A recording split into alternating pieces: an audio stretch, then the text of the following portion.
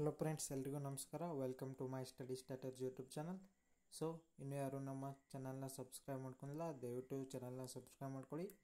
ಹಾಗೆ ಬೆಲ್ಲೈಕನ್ ಮೇಲೆ ಕ್ಲಿಕ್ ಮಾಡಿ. ನಾವು ವಿಡಿಯೋ ಅಪ್ಲೋಡ್ ಮಾಡಿದಾಗ ನಿಮಗೆ ಬೇಗನೆ ನೋಟಿಫಿಕೇಶನ್ ಬರುತ್ತೆ.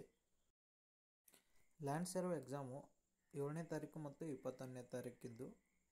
ಸೊ 7ನೇ ತಾರೀಕಂತೂ ನಡೆಯಲಿಲ್ಲ, 21ನೇ ತಾರೀಕು ನಡೆಯೋದು ಬಹಳ ಕಠಿಣ. ಯಾಕಂದರೆ ಈಗಾಗಲೇ ಹಾಲ್ ಟಿಕೆಟ್ ಮತ್ತು ಅಥವಾ ಅದ್ರ ಬಗ್ಗೆ ಅಪ್ಡೇಟನ್ನು ನೀಡಬೇಕಾಗಿತ್ತು. ಯಾವುದೇ ಅಪ್ಡೇಟನ್ನು KPSC ಕಡೆಯಿಂದ ಬಂದಿಲ್ಲ. ಸೊ ಬಹಳ ಜನ ಕೇಳ್ತಾ ಇದ್ರಿ ಲ್ಯಾಂಡ್ ಸರ್ವೆ ಎಷ್ಟು ತಿಂಗಳು ಮುಂದೆ ಹೋಗ್ಬೋದು ಅಂತ. ಸೊ ಇವು ಲ್ಯಾಂಡ್ ಸರ್ವೆ ಎಕ್ಸಾಮ ನವಂಬರ್ ಅಥವಾ ಡಿಸೆಂಬರ್ನಲ್ಲಿ ನಡೆಯಬಹುದು ಎನ್ನಲಾಗಿದೆ. ಏಕೆಂದ್ರೆ ಇದ್ರ ಜೊತೆಗೆ ಮತ್ತು ಗ್ರೂಪ್ ಬಿ ಎಕ್ಸಾಮ್ಸನ್ನು ಅವರು ಆಗಸ್ಟ್ 11 ಮತ್ತು ಆಗಸ್ಟ್ 18ರಂದು ನಿಗದಿಪಡಿಸಿದರು. ಅವು ಕೂಡ ಮುಂದೆ ಹೋಗುವ ಸಾಧ್ಯತೆ ಇದೆ ಅಂತ ಹೇಳಲಾಗ್ತಿದೆ.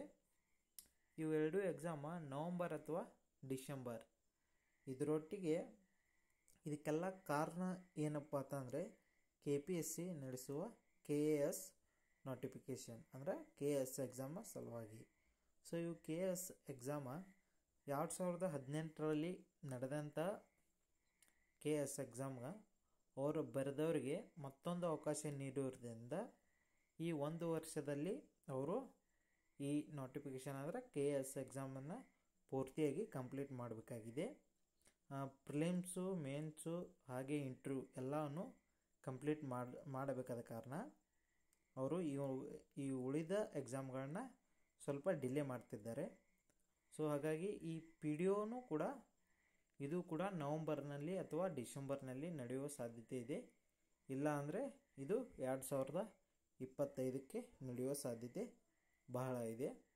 ಸೊ ಹಾಗಾಗಿ ಲ್ಯಾಂಡ್ ಸರ್ವೆ ಓದುವಂಥ ವಿದ್ಯಾರ್ಥಿಗಳಿಗೆ ಏನು ಹೇಳೋದಂದರೆ, ಎಲ್ಲರೂ ಯಾವುದೇ ರೀತಿಯ ವಿಶ್ವಾಸವನ್ನು ಕಳ್ಕೊಳ್ಳದೆ ಡೈಲಿ ಸ್ಟಡಿ ಮಾಡ್ತಾ ಇರಬೇಕು. ಹಾಗೆ ನಮ್ಮ ಚಾನಲ್ನಲ್ಲಿ ಡೈಲಿ ಮ್ಯಾಥಮೆಟಿಕ್ಸ್ ಮತ್ತು ಫಿಸಿಕ್ಸ್ ಹಾಗೂ KPSC ನಡೆಸಿರುವ ಓಲ್ಡ್ ಕ್ವಶನ್ ಪೇಪರ್, ಅಂದರೆ ಹಳೆಯ ಹಿಂದಿನ ಪರೀಕ್ಷೆಯಲ್ಲಿ ನಡೆದಂಥ ಕ್ವಶನ್ ಪೇಪರ್ನ ಅವುಗಳನ್ನ ಸಾಲ್ವ್ ಮಾಡಿ ಹಾಕ್ತಿರ್ತೀನಿ. ನೀವು ದಯವಿಟ್ಟು ದಿನ ಅವನ್ನ ನೋಡ್ಬೋದು. ದಿನ 3ರಿಂದ 4 ವಿಡಿಯೋಗಳು ಬರ್ತಿರ್ತವೆ.